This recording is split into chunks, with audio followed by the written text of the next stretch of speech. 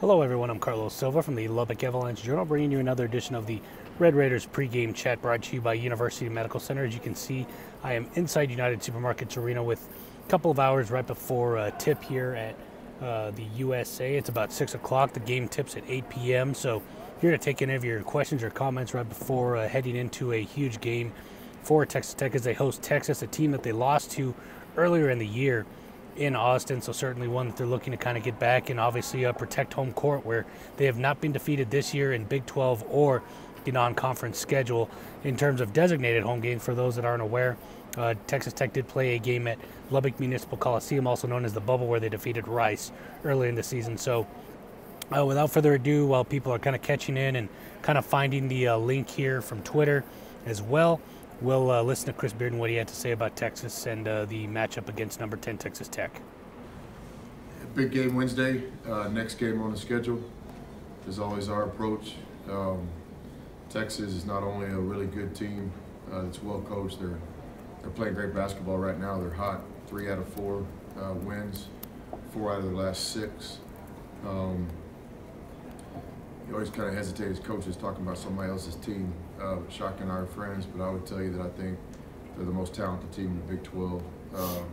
They're young and they've overcome a lot of adversity with Andrew and some injuries and stuff like that to Roach, but just player for player, like on the roster, they got really good players. At least 2, 3, 4 guys are going to play in the NBA, so they have our full attention because they're a good team. They obviously beat us the first time we played them this season. We just have a lot of respect for the talent they have on their roster. Once again, that was Chris Beard, the Texas Tech men's basketball coach, who are now ranked, that being the Red Raiders, number 10 in the latest Associated Press men's college basketball poll, moving up 4 spots from 14 after a successful week of winning a game at South Carolina and then, of course, protecting home court, defeating Oklahoma State last week. And not only that, but then you also had a Big 12 player of the week in Keenan Evans after he scored 31 and 26 points in 2 games, 26 against the Cowboys and 31 points, which was very close to a career high against the Gamecocks on the road in the Big 12 SEC Challenge. Certainly a lot of things that can really take positive from. One, being the fact that Keenan Evans kind of got going offensively, the fact that the offense overall kind of got going offensively, as Chris Beard had mentioned before. Just a matter of time before the team kind of found their shot. They were getting good shots through the motion offense. They just weren't falling, and it kind of showed right there against Oklahoma State. Yeah, it took a little bit of time, but the one big thing that they were able to do is get points off turnovers. Not only that, but get to the free throw line, being more aggressive. Same thing with South Carolina. I know Chris Beard during his press conference mentioned a play where Jarrett Culver got a deflection from Justin Gray. He had to dive on the floor, got it up to Zaire Smith, and he drew an intentional foul, which led to a pair of free throws that got him to within 1 point. I believe it was 58-57 against the Gamecocks. And then, of course, they closed that game out at a big run in which Keenan Evans scored 8 points. I believe it was a 13-5 or 13-2 run in that game. Either way, they got a very big victory. And here's Noren Sordiase talking about if the team or the players overall are kind of letting that kind of bleed through in terms of the success on the offensive end. Well, it bled over for Keenan. He had a great week. He carried us last week. So as a team, we feed off of him offensively. But guys did their job. And it's one thing about a team. Whenever you're ready to step up and do your job, it really helps.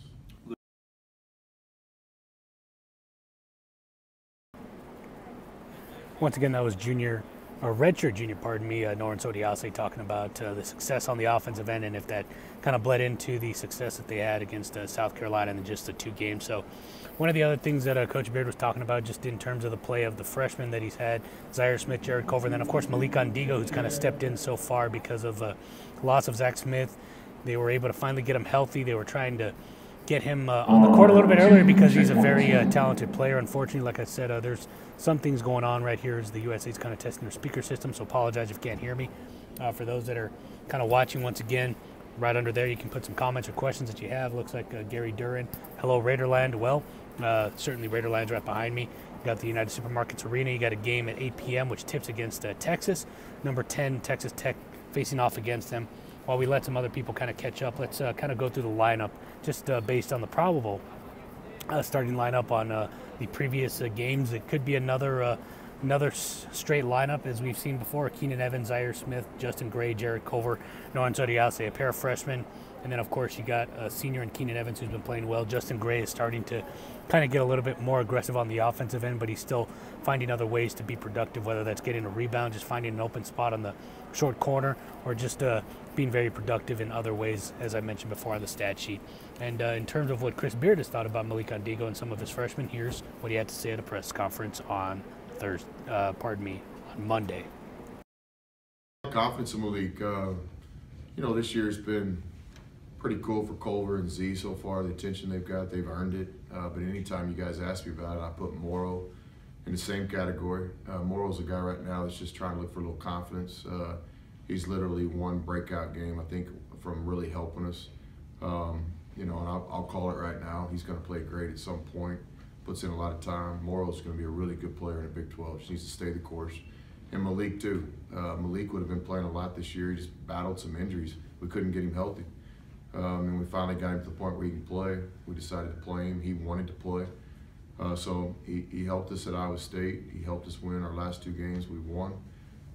So I think Malik helps us not just because he's a third body with Tommy and Norris. He helps us because he's a good player.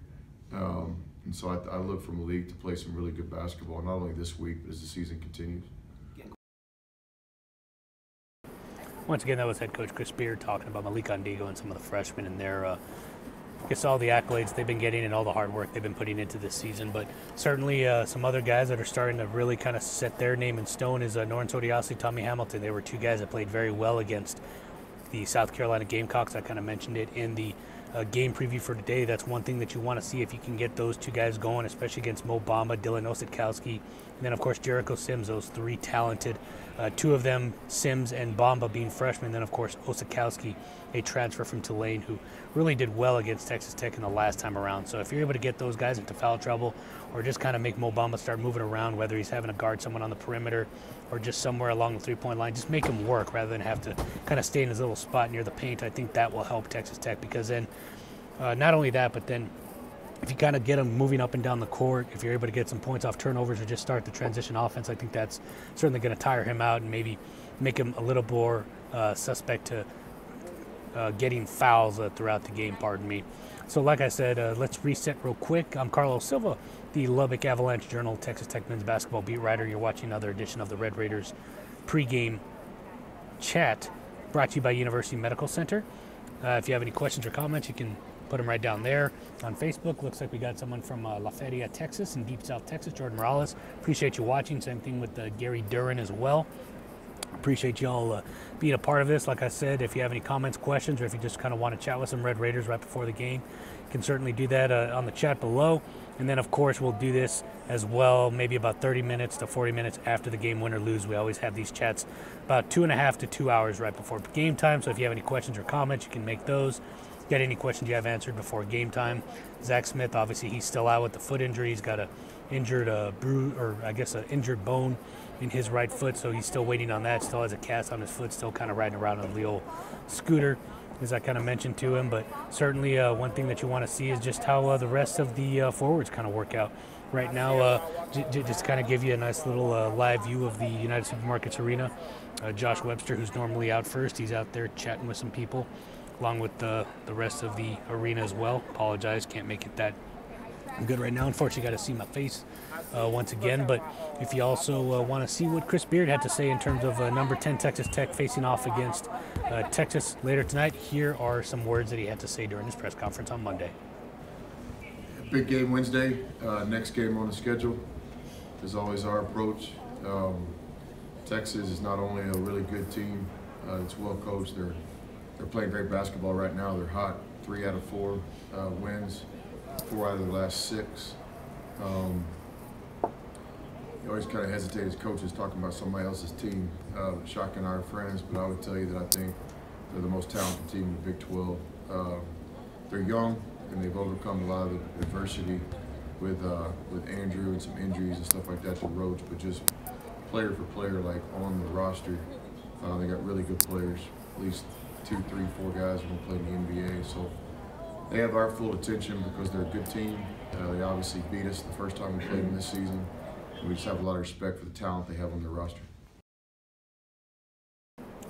Once again, that was Chris Beard, the head coach for the number 10 Texas Tech Red Raiders. I know everyone always wants to ask the old Zach Smith question, will he return for the rest of the season? That's unknown right now. Obviously, Zach is doing everything he can, just as he did when he had a injured ankle when he rolled it against Baylor. He tried to get back as quick as he could, played a couple minutes against Kansas, and obviously played against Kansas State. Fortunately, he injured his other foot against the Wildcats here at United Supermarkets Arena, but certainly I wouldn't put it out of the question, but certainly it's very tough to come back from something like that. But just know that Zach Smith is doing everything within his power to get back and play once again for the Red Raiders. As he mentioned in an Instagram post a couple of weeks ago, he's hoping that a dunk that he had against Kansas State would not be the last that he would have in a Red Raider uniform.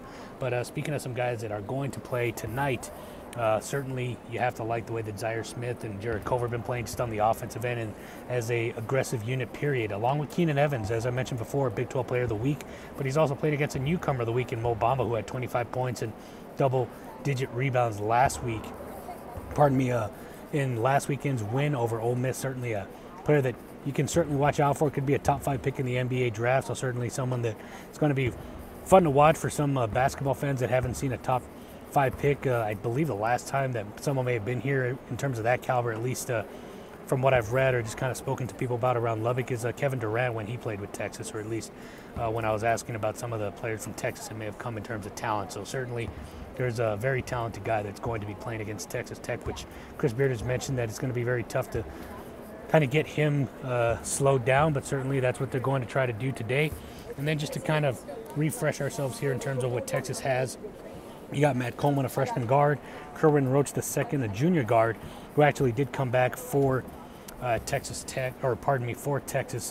He was cleared after injuring his left wrist, and he was able to get 20 points the last time when Texas did defeat Texas Tech at the Frank Irwin Center, couldn't think of the name right now, but they were able to defeat Texas Tech 67-58. And for those that are also looking forward, Jace Febris could be another guy. He's a freshman guard, 6'5".